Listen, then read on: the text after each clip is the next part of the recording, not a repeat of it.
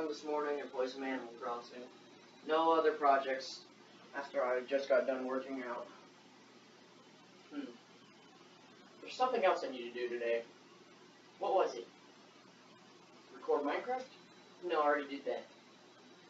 Actually, let me check Stonesy Boy real quick. I gave it a new logo, but I didn't give it. Did I give it a new video this week?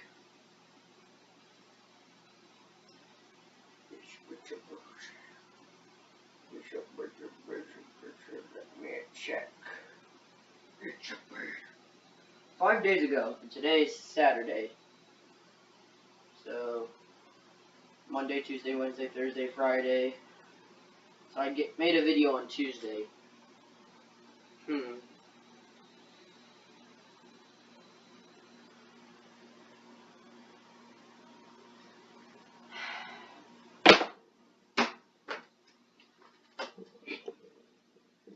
Fine. I guess it's time to read. But, I don't know what page we're on. Well, actually, yes, I do. We are on page 41. Last video, the kid went into the, whatever it's called. The, thing with this guy. What page am I supposed to read to? 66? Okay. We might as well start reading. This might be louder than, longer than usual, but who cares, right? I don't even got a drink for this one. So you might all have to excuse me while I go grab a drink. Not right now, but like, in the middle of the book. Yeah, I'll do it right now. Why not? Well, in all seriousness, I really do need to grab a drink. I would not be able to go through this book if I am just thirsty. So, you know. See you in a second.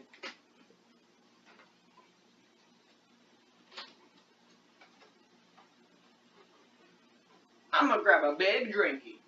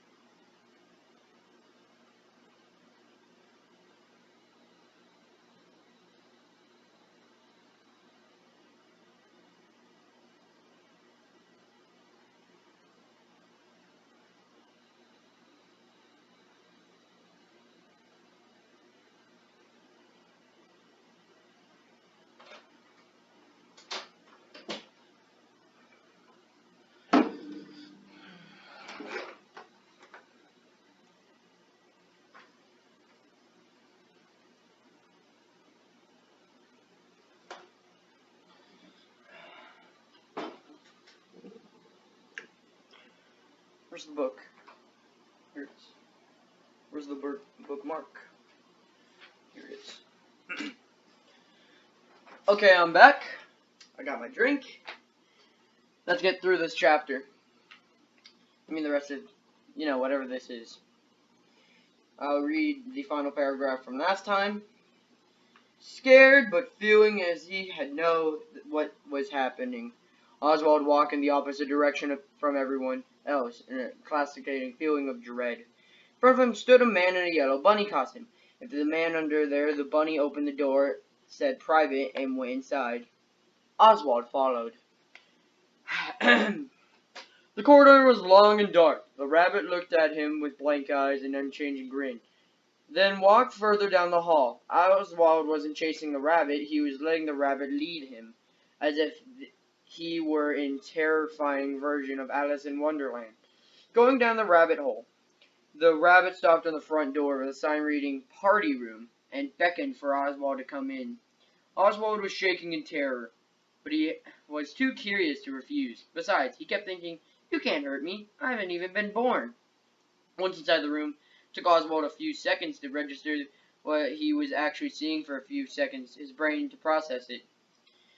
They were lined up against a wall, which was painted with images of the place's mascots: the grinning bear, the blue bunny, the bird girl, half a dozen kids, none of them older than Oswald, their lifeless bodies propped into sitting positions, their legs stretched out in front of them. Some of them had their eyes closed, if asleep. Others' eyes were open, frozen in an empty, doll-like stare. They were all wearing Freddy Fazbear birthday party hats. Oswald didn't tell how they died, but he knew the rabbit was responsible for it. That the rabbit had wanted him to see his handiwork. Maybe the rabbit wanted Oswald to be his next victim, to join the others lined up against the wall with their unseeing eyes. Oswald screamed. The yellow rabbit lunged for him, and he ran out of the room and down the black corridor.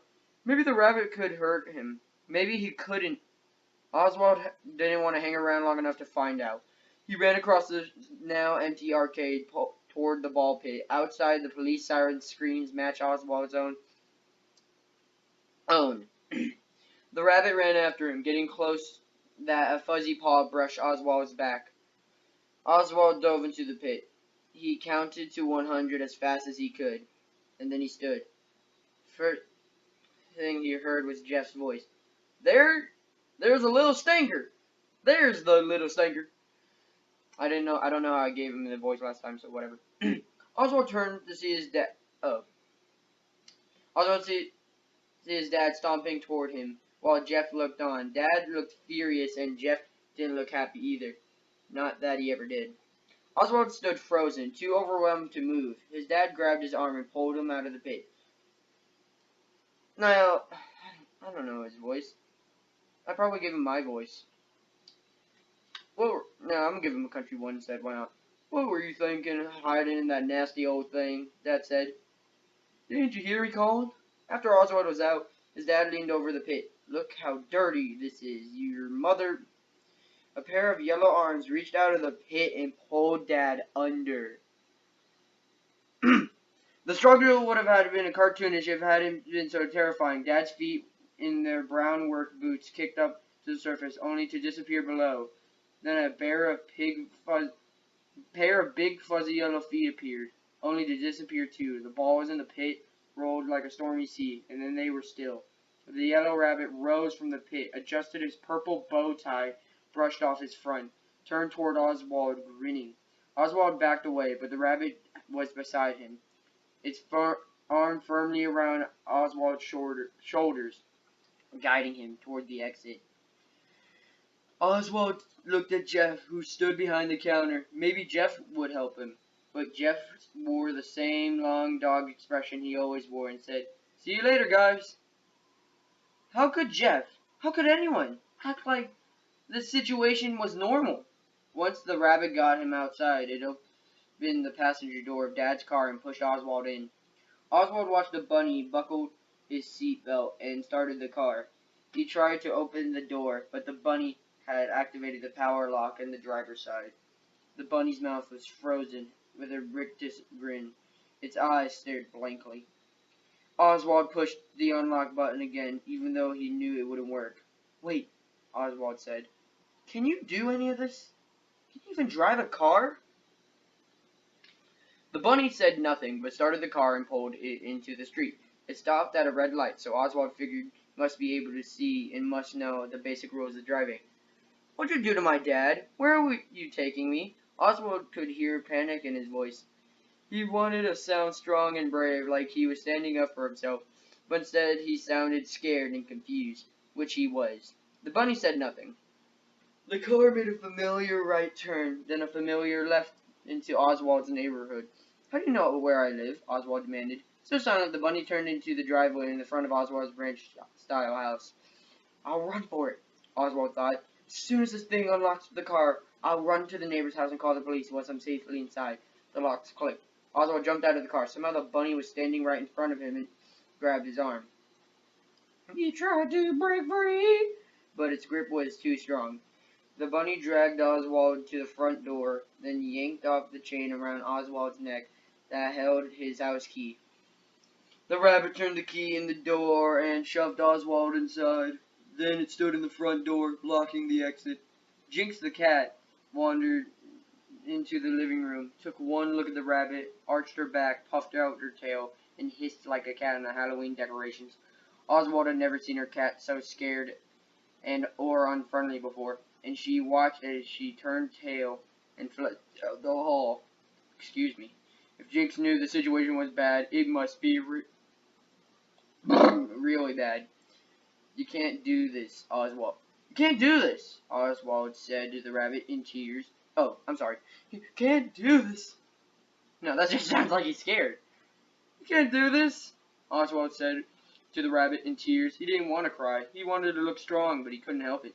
This is kidnapping or something. My mom will come home soon. She'll call the police. It was a total bluff, of course. Mom wouldn't be home until after midnight. Wow, kid, you're screwed. Would he even be alive by the time Mom got home? Was his dad even alive now? He knew the bunny would grab him if he tried to make a run for the back door. I'm going to my room now, okay? I'm not trying to escape. I'm just going to my room. He backed away and the bunny let him. As soon as he got inside the room, he slammed the door and locked it, took deep breaths, and tried to think. There was a window in his room, but it was high and too small to climb through. Under his bed, Jinx let out a growl. Oswald could hear the bunny outside his door. If he made a phone call, it would hear him. Dude, it's called turning off your sound. Anyways, but maybe he could send a text. He took out his phone and with shaking hands texted, Mom, emergency, something's wrong with Dad, come home now. Oswald knew even as he texted that she wouldn't be coming home now, but because she was always dealing with medical emergencies at work, sometimes it took her a long time to check her phone. It was Dad who Oswald was supposed to contact, and even of an emergency. But obviously, that wasn't going to work now. A miserable hour passed until Oswald's phone vibrated, afraid the rabbit might still be listening outside his locked door. He picked up without saying, hello? Oswald. Oswald. Oswald, what's going on? Mom sounded terrified. Do I need to call 911? I can't talk now. Oswald whispered. I can't talk now. Oswald whispered. I'm on my way home, okay? She hung up. 15 minutes seemed to pass more slowly than Oswald thought it was possible. Then there was a knock on Oswald's door. Oswald jumped at his heart to his throat. Who is it? It's me, Mom said, surrounding as exasperated. Open the door. He opened the door just a crack to make sure it was really her. Once he let her in, he closed and locked the door behind them. Oswald, you need to tell me what's going on. Mom's brow was furrowed with worry. Where to start? How to explain without sounding crazy? It's Dad. He's not okay. I'm not even sure where he is. Mom puts her hands on both of his shoulders. Oswald, I just saw your dad. He's lying on the bed in our bedroom watching TV. He made you a chicken pot pie for dinner. It's sitting in the stove.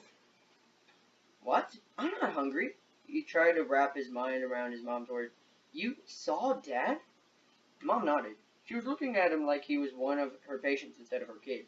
Like she was trying to figure out what was wrong with him. And he's okay? She nodded again. He's okay, but I'm worried about you. She put her hand on his forehead as if checking for a fever. I'm okay, Oswald said. I mean, if Dad's okay, I'm okay. He just didn't seem okay. Maybe it's a good school starting back. I think you're spending too much time to yourself. What could he say? Actually, I've been spending time with my friends in 1985. Maybe so. I probably should just go on to bed. I have to early start in the morning. I think it's a good idea, Mom said. She put her hands on his cheeks and looked him directly in the eyes. And listen, if you're going to text me at work, make sure it's a real emergency. You scared me. I thought it was a real emergency. I'm sorry. It's alright, honey. Get some rest, okay? Okay. After Mom left, Oswald looked under the bed. Jinx was still there, crouched in a ball like she was trying to make herself as small and invisible as possible. Her eyes wide and looking terrified. It's okay, Jinxie, Oswald said, reaching under the bed and wringing his fingers at her. Mom says it's safe. You can come out now. The cat would indulge. Oswald lay awake in the bed. If Mom and said Dad was there and okay, then it must be true. Why would she lie? But Oswald knew what he had seen. He had seen a yellow thing as he started to think of it.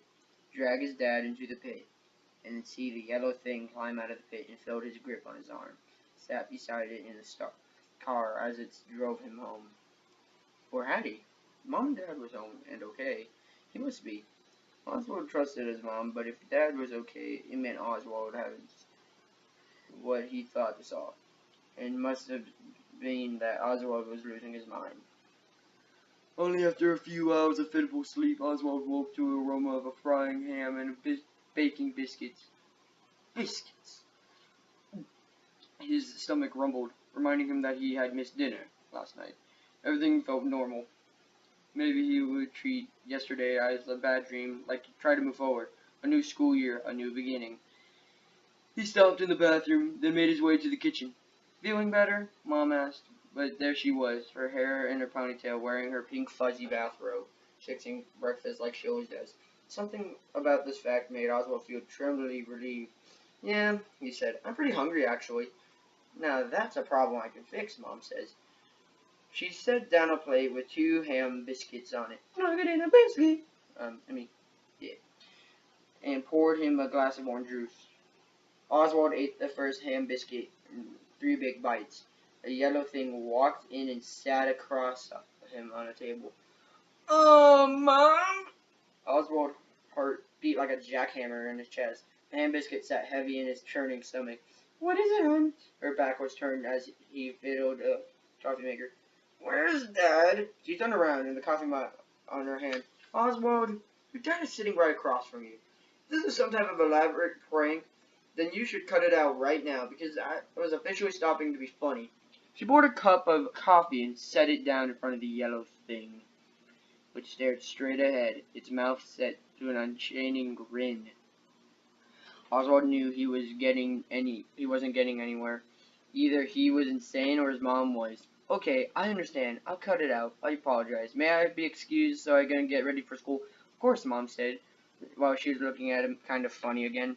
Oswald stopped in the bathroom to brush his teeth and then went to his room to get his backpack. He peeked under his bed to find Jinx still hiding there. Well, it's no good to know there's somebody else in the family who has some sense, he said. Then Oswald came back to the kitchen. The yellow thing was standing by the door car, keys in its paw. It's, Dad taking me to school, Oswald asked. He didn't know if he could bear sitting beside it in the car again, hoping it was watching the road and stare through the windshield with its empty eyes. Doesn't he always? Mom said. He could hear the worry in her voice. Have a good day, okay? Seeing no choice, Oswald got in the car beside the yellow thing. Once again, it locked all the doors from the driver's side. It backed out of the driveway to pass a jogging neighbor who waved at it just as it would Dad. Hold on, I need to check something real quick. Right, so I just got done reading 10 pages, and the final page is 66. So if I get to 53, I can stop, like for the half point. Cool, just checking. I don't understand, Oswald said, the edge of tears. Are you real? Is this real? Am I going crazy? The yellow thing said nothing. It just stared at the road ahead. And it pulled up to the front of Westbrook Middle School. The crossing guard and the kids at the crosswalk didn't seem to notice the thing in the car was a giant yellow rabbit. Hey, Oswald said before he got out of the car. Don't bother picking me up this afternoon. I'll just catch the bus. The school bus was a big yellow thing he could handle, because it was some type of cosmic law. The first person Oswald saw in the hall was Dylan, his tormentor. Well, if it isn't Oswald the Octoling. Give it a rest, Dylan, Oswald said, pushing past him. I've got bigger problems on than you today. It was impossible to concentrate in class. Usually Oswald was a pretty decent student, but how could he focus with his life possibly insanity falling apart? Maybe he should talk to someone, the school counselor or the school police officer. But he knew anything that came out of his mouth would sound dangerously crazy. How could he convince a police officer that his dad was missing if everybody who's looked at the yellow thing thought, well, died? There's one there was no one to help him. Oswald was going to have to figure out how to solve this problem himself. At recess, he sat on the bench in the playground, ungrateful that he didn't have to pretend to listen to the teacher and could just think. He couldn't imagine how his life could get any weirder. The yellow thing seemed to think it was his father. It was weird enough, but why did everybody else think it was his father too? Do you mind if I share this bench? It was a girl Oswald had never seen before. She had curly black hair, big brown eyes, and was holding a thick book. Sure, help yourself, Oswald said. The girl sat on the opposite end of the bench and opening her book. Oswald sat back to the confusing thoughts. Have you gone to the school for a long time? The girl asked him for a few minutes. She didn't look over at Oswald when she started to talk. She just kept staring at the pages of her book. Oswald wondered if this meant she was shy. Since kindergarten, Oswald said, and then because he couldn't think of a single other thing to say about himself, he said, What are you reading? Greek mythology, she said. Tales of heroes. Have you read much mythology? No, not really, he said, feeling stupid immediately after. He couldn't want to give the impression that he was the kind of guy who ever read books in description. He added, I love to read, though. And then he felt even stupider. Me too, she said. I've probably read this book a dozen times. It's like a comfort book for me. I read it, and I need to be brave. The word brave struck a chord in Oswald. Brave was what he needed to be. Why's that? Well, the Greek heroes are super brave. They're always doing battle. And some kind of big monster like a minotaur or a hydra. And it kind of puts things in perspective. You know, no matter how bad my problems are, at least I don't have to do battle with a monster. Yeah, Oswald said, even though he was trying to literally run away from a yellow, long-eared monster in his own home. You didn't even tell this girl about the yellow thing, though. She would think he is crazy about leaving their shared bench in a hurry. So, you said you read that book when you need to be brave. He was surprised when he was having a conversation, given the way his mind was racing. For some reason, this girl was easy to talk to. I mean, it may be it may be none of my business, but I was just wondering, why do you need to be brave?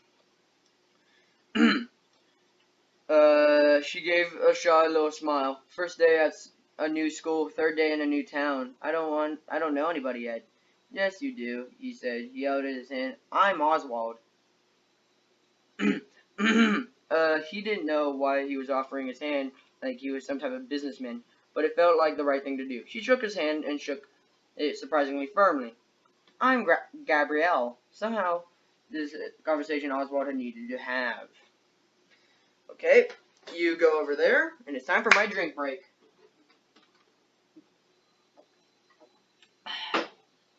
Let's talk. So, one, I think this is kind of cool. So, he can see the bunny as the bunny, right? So his dad is now a bunny. Wait, let's just say that. And then Oswald can see the bunny.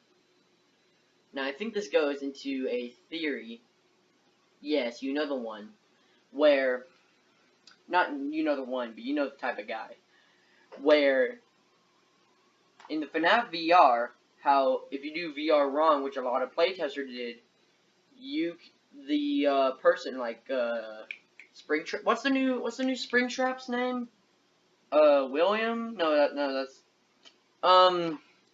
Anyways, his partner's Vanny or something like Glitchtrap. That's the one.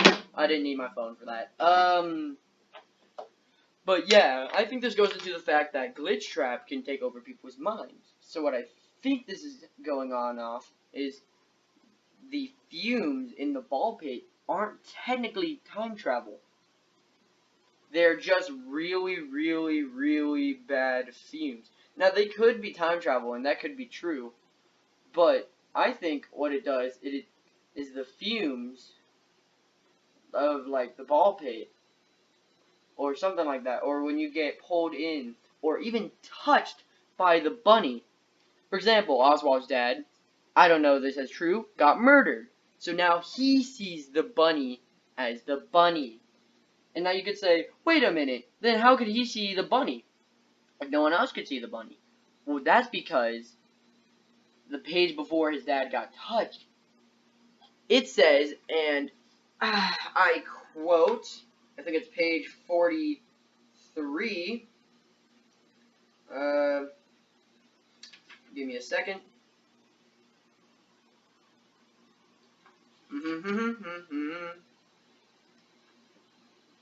The rabbit ran after him, getting close to the fuzzy brush.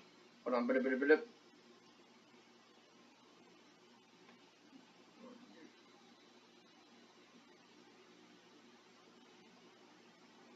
Okay, here it is. He ran across the now empty arcade, pulling toward the ball pit. Outside, the police sirens screamed, matching Oswald's own. The rabbit ran after him, getting too close. And here it is, that a fuzzy paw brushed Oswald's back. Now, I think the bunny has some type of disease on him, where if you get touched by the bunny, right, you can see the bunny. But that bunny afterwards, if they touch anyone, it doesn't work that way. Right? No? I'm insane? Whatever. So Oswald got touched by the bunny, and his dad got murdered by the bunny. If you get murdered by the original bunny, you turn into the bunny. If you get touched by the original bunny, you can see the bunny. That's my theory. Also, here's a trick. Like, I don't know why Oswald did it, but if you're meeting a girl for the first time, you don't offer a handshake, because most of the time, at least in this millennia of girls, the girls will just start yelling at you. I wish I was joking. Anyways, I'm gonna have myself another sip. Much better. And we shall continue. He took the bus home from school. Then he came inside. The yellow thing was vacuuming the living room. He didn't ask any more questions. It wasn't as if it could give him any answers anyways. And besides, if he was going to make his plan work, he was going to have to act like everything was normal. And as anybody who had seen him in the 4th grade class play knew, acting was not one of his talents. Instead, he did what he was supposed to do when life was normal, and when his real dad was vacuuming the living room. He got the feather duster out and cleaned the closet and dusted the coffee table, the end table, and the lamps. He emptied the wastebasket and neatened the throw pillows on the couch. Then he went into the kitchen, took out the garbage and the recycling. Once he was outside, it was tempting to run, but he knew running was not the answer. If everybody saw the yellow thing as his dad, nobody would help him. The yellow thing would always catch him. He went back inside, his chores done. He walked right past the yellow thing.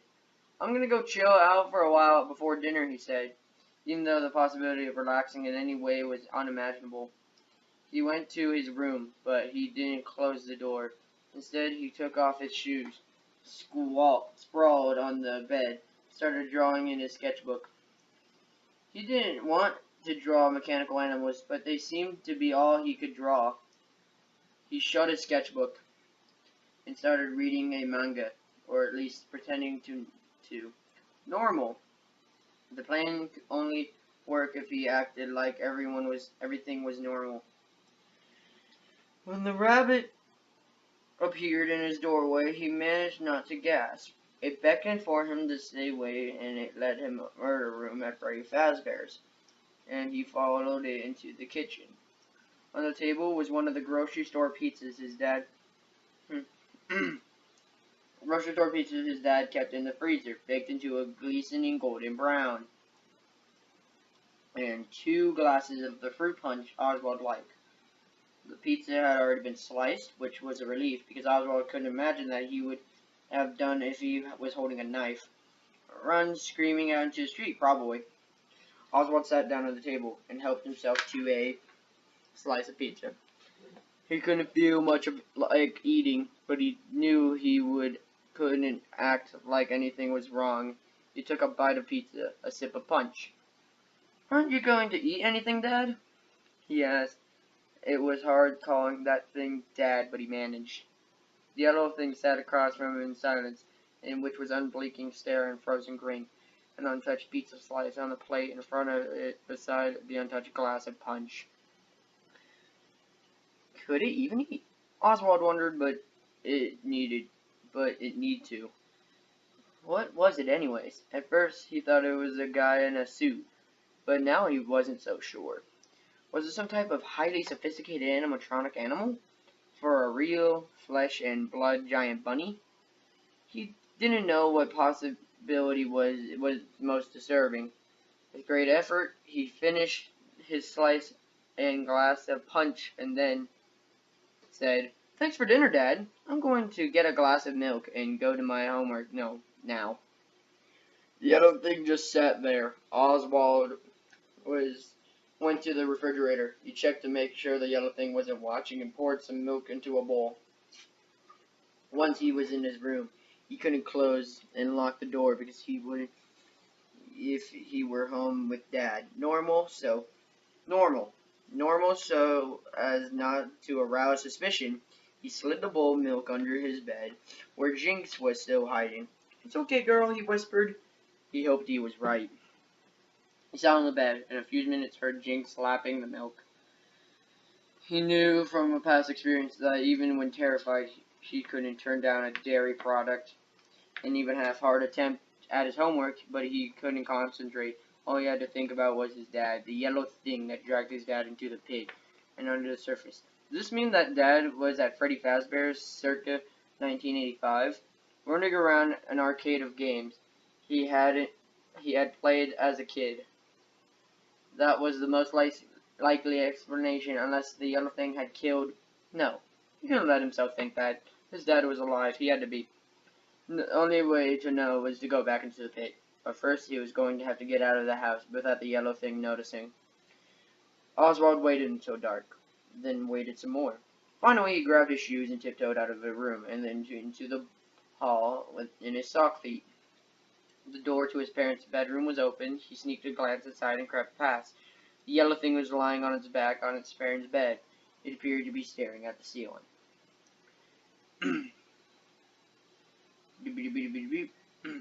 Or maybe it wasn't staring. Maybe it was asleep. It was hard to tell since its eyes didn't close. Did it even need to sleep? Holding its breath, he passed his parents' room and tiptoed to the kitchen. If the yellow thing caught him, he could always say he was just getting a drink of water. The kitchen was the best escape route. The door there was less squeaky than the front door. He slipped into his shoes and pulled the door open slowly, inch by inch. Then it was open, just wide enough. He slipped through and shut it softly behind him. Then he ran. He ran through the neighborhood and past neighbors walking their dogs and kids riding bicycles. Some people looked at Oswald strangely, and he couldn't figure out why.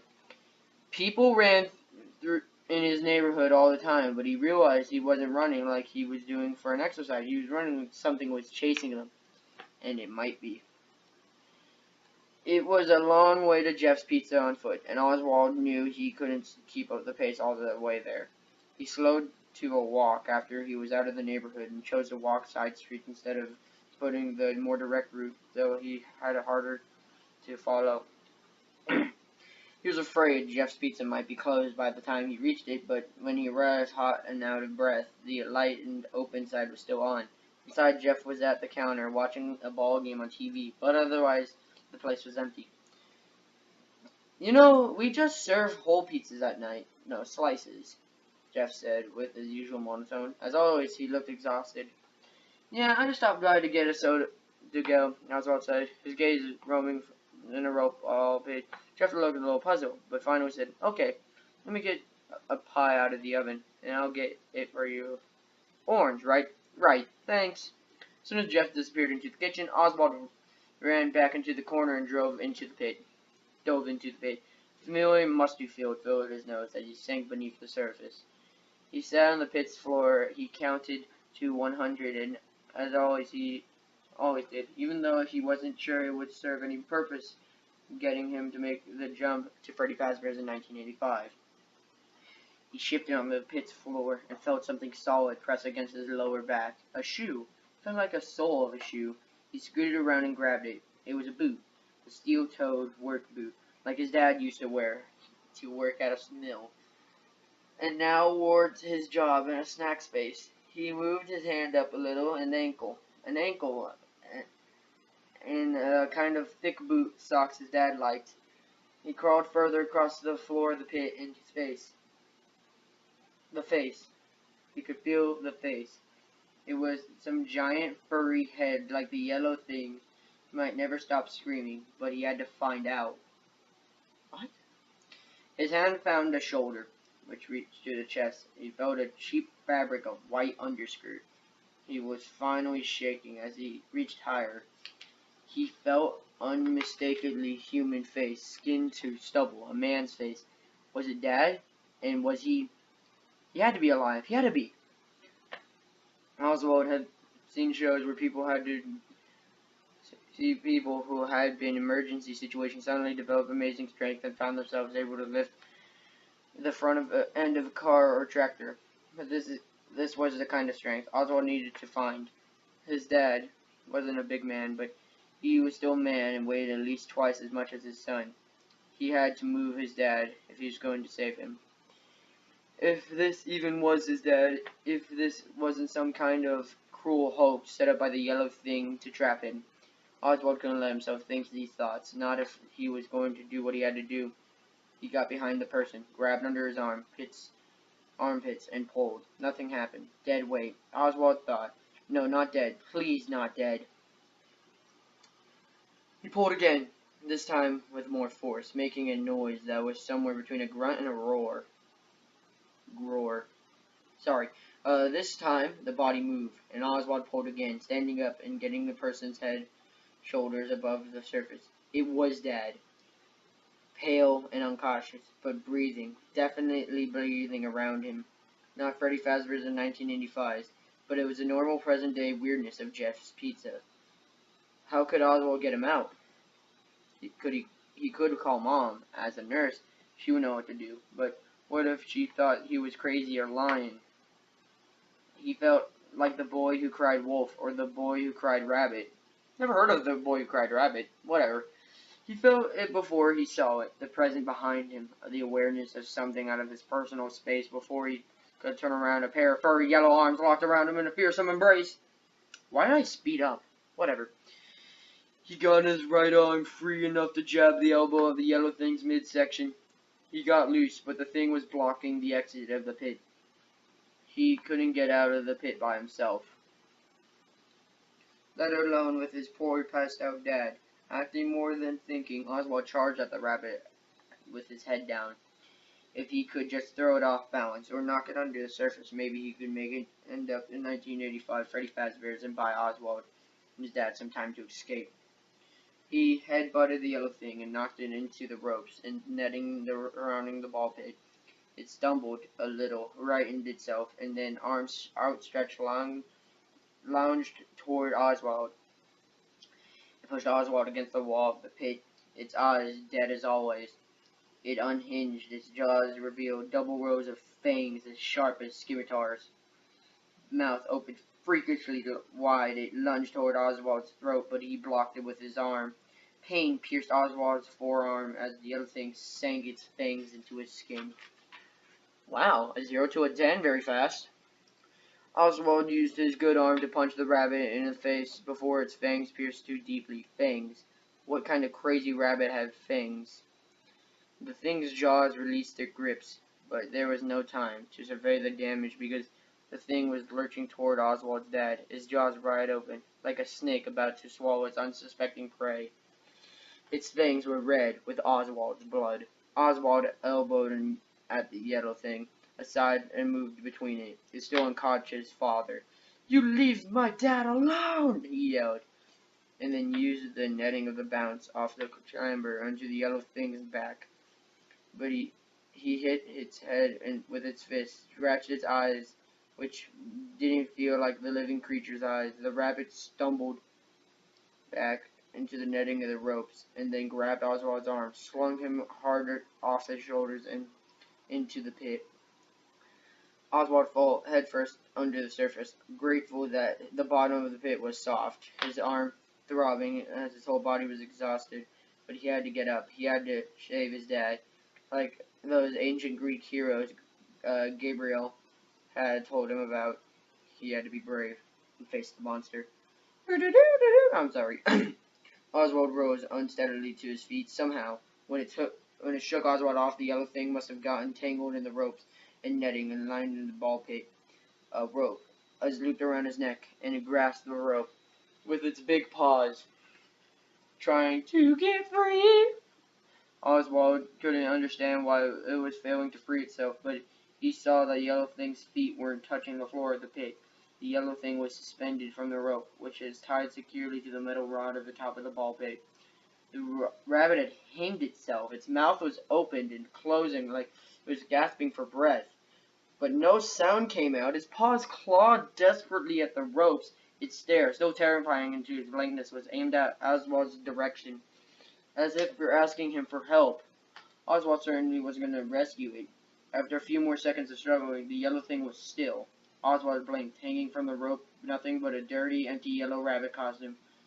His dad's eyes opened. Oswald rushed to his side. "I don't understand why I'm here," Dad said. His face was so pale and uneven, his eyes puffy, with a dark half-moon under him. "What happened?" Oswald debated what to say. "You were attacked and left for dead by a giant evil rabbit who tried to replace you, and I was the only person who could see it, and it wasn't you. Even Mom thought it was you." "No, it sounded too crazy." "No, it sounds correct." And Oswald didn't relish the idea of spending years in therapy saying, "But the evil rabbit was real." Jinx was the only other member of the family who knew the truth, and being a cat, she wasn't going to say anything in his defense. Besides, his dad had already suffered enough. Oswald knew it was wrong to lie. He also knew that lying was not a skill he had. When he tried, he always got nervous and sweaty and said, a lot. But in his situation, a lie might be the only way only way forward. He took a deep breath. "So, I hid in the ball pit to play a prank on you, which I shouldn't have done. You came to look for me, and I guess I must have hit your head and lost unconscious." Oswald took a deep breath. "I'm sorry, Dad. I didn't mean for things to get so out of hand." This part, at least, was the truth. "I accept your apology, son," Dad said. He didn't want to sound mad, but tired. "But you're right. You shouldn't have done it. And Jeff Art really should get rid of this ball pit before he has a lawsuit on his." "Definitely," Oswald said, but he knew he would never set the foot in the pit again. He would miss Chip and Mike, but he needed to make some friends on his own time. His mind flashed to the girl on the bench in the recess. Gabrielle, she seemed nice, smart too. They had a good talk. Oswald reached for his dad's hand. "Let me help you stand up." "So, is the bite wound still there?" "Whatever." Oswald studying him up. Dad rose to his feet and let his son lead him to the exit of the ball pit. He paused to look up at the hanging yellow costume. "What is that creepy thing?" "I have no idea," said Oswald. This, too, was the truth. They climbed out of the pit and walked through Jeff's pizza. Jeff was whipping the corner and still watching the ball game on the restaurant TV. Had he not seen or heard anything? Still holding Oswald's hand when it was the last time he and his dad held hands. Man, when was it the last time he and dad held hands? Dad, lifting his arm, looked at it. "You're bleeding?" "Yeah," Oswald said. "I must have scraped my arm when I was trying to pull you out of the pit." "Okay." "Yeah," Oswald said. "I must have scraped, yeah, whatever." His dad shook his head. "Like I said, that thing was a public safety issue, and sticking up a sign saying 'keep out' isn't enough."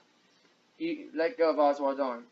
"We'll get your arm cleaned up at my house, and then your mom can dress the wound once she gets home from work." Oswald wondered what would his mom say when she saw the fang marks. As they approached the front door, much better. I just popped my arm. Oswald said, "Dad, I know I can be a pain sometimes, but I really do love you, you know." Dad looked at him with an expression that seemed both pleased and surprised. "Same here, kiddo." He ruffled Oswald's hair. But you do have a terrible taste in science fiction movies. Oh yeah, Oswald said, smiling. Well, you have terrible taste in music, and you like boring ice cream. So together they opened the door in the fresh night air. Behind them, Jeff called, "Hey kid, you forgot your soda."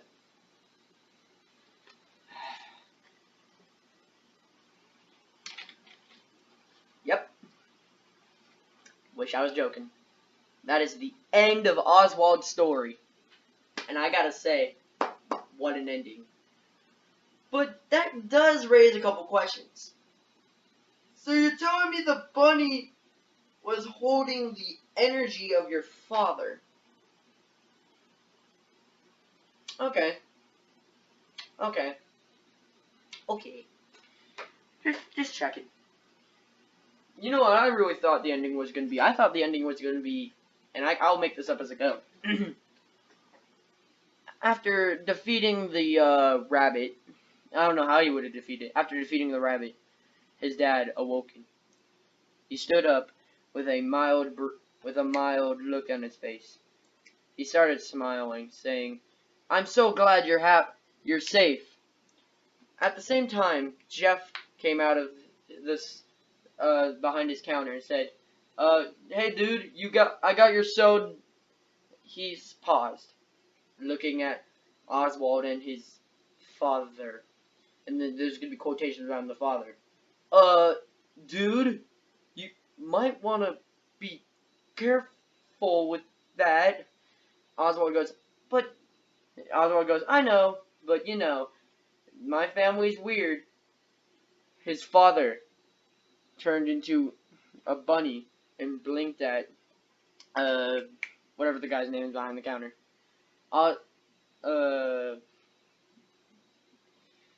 The guy behind the counter said, "Okay, you have a good day," with a trembling voice.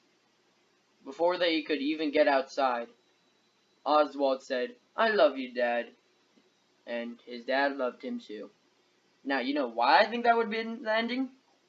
That would have said he killed his father, and his father the entire time was a bunny. But they didn't know he was a bunny until, well, the bunny came through. Now that's my theory. Jeff, there we go. It's every 3 videos and I read a book. Yada yada yada. I hope you guys have a super fantastic, wonderful day. This has actually been a very good read. And yeah, have a good day. See you guys.